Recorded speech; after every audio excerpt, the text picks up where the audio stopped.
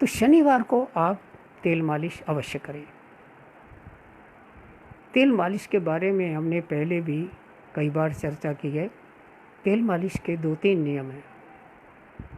सबसे पहले तेल मालिश पैरों के तलवों की करनी चाहिए, फिर क्रमशः ऊपर टखनों की, पिंडलियों की, घुटनों की, जंघाओं की, कटी प्रदेश की और कंधों की, और सबसे अंत में सिर की तेल मालिश करनी चाहिए, अर्थात नीचे से ऊपर की ओर तेल मालिश करनी चाहिए।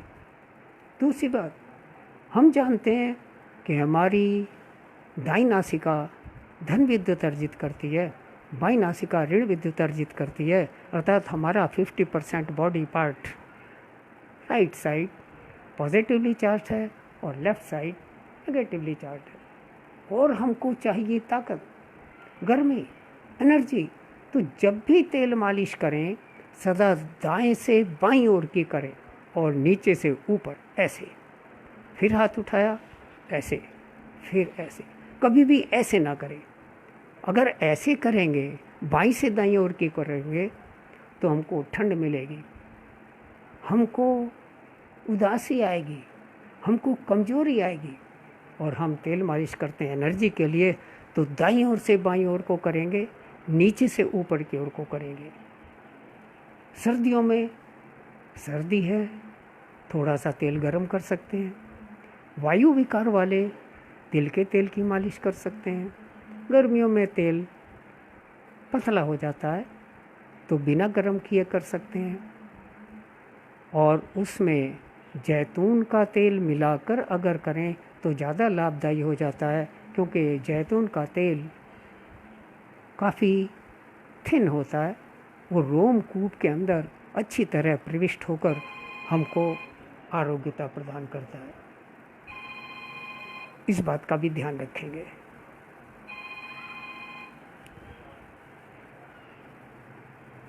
इसके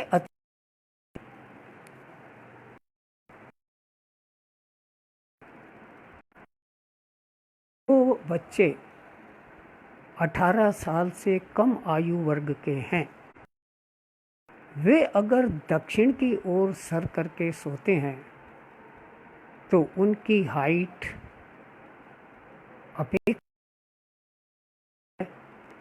जो बच्चे उत्तर या पश्चिम की ओर सर करके सोते हैं उनकी अपेक्षा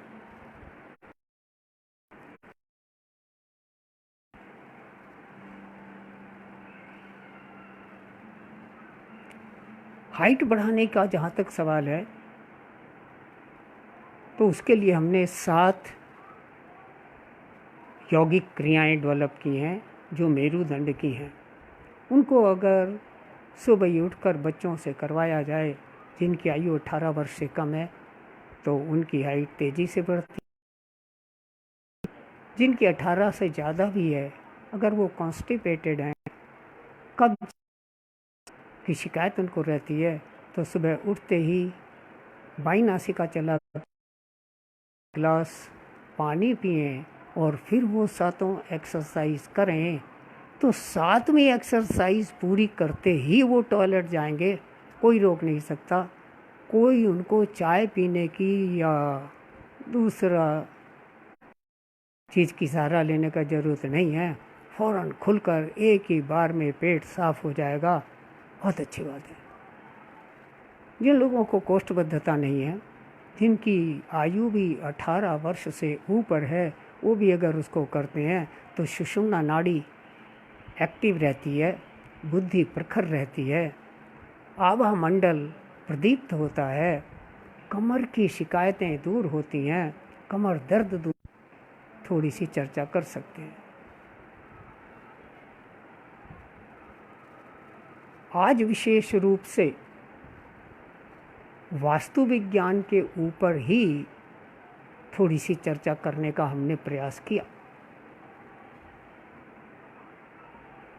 इन दिशाओं के कारण ही हम अपने घर को, जो पूर्वाभिमुख घर होते हैं, उनको उत्तम मानते हैं, ताकि सूर्योदय की पहली किरणें हमारे घर में प्रविष्ट हों।